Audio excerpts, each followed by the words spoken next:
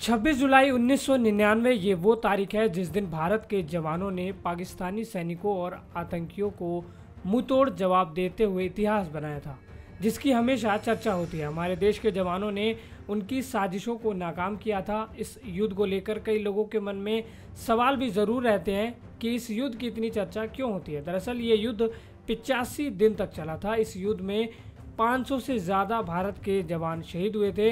आज कारगिल की जंग के 24 साल पूरे हो चुके हैं। इस ऑपरेशन की बात करें तो इसकी शुरुआत तब हुई थी जब पाकिस्तानी सैनिकों और आतंकियों ने नियंत्रण रेखा को पार करते हुए भारत में घुसपैठ करने की कोशिश की थी। कारगिल के पहाड़ी इलाके से भारत में हमला करने की योजना बनाई गई थी।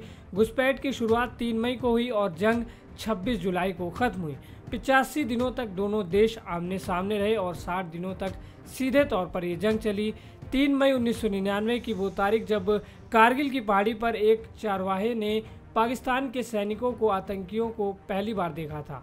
उसने भारतीय सेना के अधिकारियों को इसकी जानकारी दी। फिर 5 मई को घुसपैठ की खबर के बाद भारतीय सेना अलर्ट हुई और दुश्मनों को जवाब देने के लिए भारतीय सेना के जवानों को उस जगह भेजा गया जहां से घुसपैठ हुई थी। दोनों देशों के सैनिकों का आमना सामना हुआ और 5 भारतीय जवान शहीद हो गए। 9 मई को कारगिल पहाड़ी में अंदर की तरफ पाकिस्तानी सैनिक पहुंचे और भारतीय सैनिकों के गोला बारूद के ठिकानों को निशाना बनाया और गोलीबारी शुरू कर दी। इसके बाद 10 मई को गोलीबारी के बाद पाकिस्तानी जवानों ने एलओसी को पार किया। द्रास और काकसर सेक्टर को पार करते हुए जम्मू कश्मीर के कई हिस्सों में वो पहुंच गए। इसी दिन भारतीय सेना ने ऑपरेशन विजय का ऐलान कर दिया और कश्मीर से सैनिकों को कारगिल भेज दिया गया। 26 मई को भारतीय वायुसेना ने भी कमान संभाली।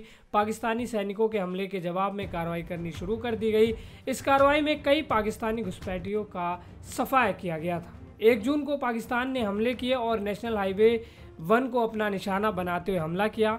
ये वो समय था जब दुनिया के देश भारत के साथ थे और पाकिस्तान की आलोचना कर रहे थे। फ्रांस और अमेरिका ने हमलों के लिए सीधे तौर पर पाकिस्तान को जिम्मेदार ठहराया था। 5 जून को भारत सरकार ने कई ऐसे डॉक्यूमेंट जारी किए जो हमले में पाकिस्तानी सेना का हाथ होने का खुलासा कर रहे थे।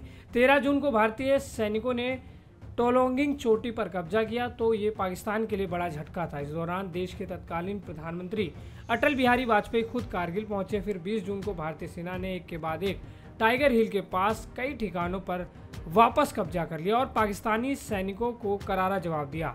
यह दिन भारतीय सेना के लिए महत्वपूर्ण था क्योंकि जवानों ने टाइगर हिल पर कब्जा कर लिया था।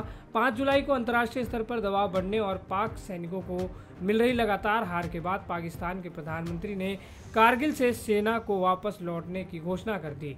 भारतीय जवानों ने पाकिस्तानी सैनिकों को पीछे हटने के लिए मजबूर किया और ये मौका था जब वो हार मानने लगे थे। फिर 14 जुलाई को तत्कालीन प्रधानमंत्री अटल बिहारी वाजपेयी ने भारतीय सेना ऑपरेशन विजय की शुरुआत कर दी। विजय को सफलतापूर्वक पूरा होने की घोषणा कर दी। इसके बाद ही 26 जुलाई को पाकिस्तानी सेना के कब्जे में रहे सभी हिस्सों को भारतीय सेना ने वापस हासिल किया और कारगिल की जंग का अंत किया। इस जंग में 3000 से ज़्यादा अधिक पाकिस्तानी जवान घायल हुए थे और 500 से अधिक भारतीय जवान शहीद हुए थे। तो आप जिस कारगिल युद्ध का नाम लेते हैं इसका अपना एक गहरा इतिहास है जिसको लेकर समय समय पर याद किया जाता है। ये स्टोरी आपको कैसी लगी हमें कमेंट बॉक्स में ज़रूर बताएं। इसी के साथ आप देखते रहिए पंजाब केसरी.com।